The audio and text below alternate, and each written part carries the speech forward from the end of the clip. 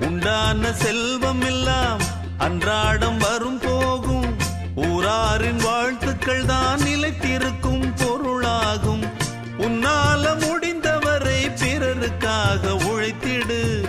இல்லாத வறியவர்க்கு இயன்றவரை உதவிடு.